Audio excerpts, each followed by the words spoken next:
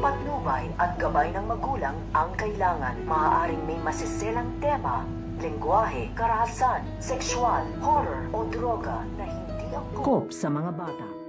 Ang pagpigil nito nga ni Amira dito nga kay Rose sa pagsama dito nga kay Franco dahil nakumbinsin na nga nito nga ni Franco ito nga si Rose na sumama na nga ito dito nga daw sa kanya upang mabuo na nga daw dito ito nga daw kanyang pamilya. Kaya nga ito nga si Rose ay hindi na nga ito nag-alinlangan at nagdalawang isip at nakapagdesisyon nga ito kaagad na sasama na nga siya sa kanyang ama na ito nga si Franco. Pero ito nga pamilya nito nga ni Rose at ito nga si Amira kasama na nga dito itong ang kanyang lolo at lola ay pinipigilan nga siya dito at hindi nga makakapayag ito nga si Amira na ito nga si Rose ay tumira nga daw ito dito nga daw kay Franco dahil hindi nga daw ito nararapat. Na ito nga si Amira ay ginagawa nga dito ang lahat ng pangkukumbinsi dito nga kay Rose at nilapitan na nga rin ng kanyang lola at ng kanyang lolo ito nga si Rose upang makausap nga ito ng masinsinan. Pero nakapag-desisyon na nga dito ito nga si Rose at sinasabi na nga niya sa kanyang pamilya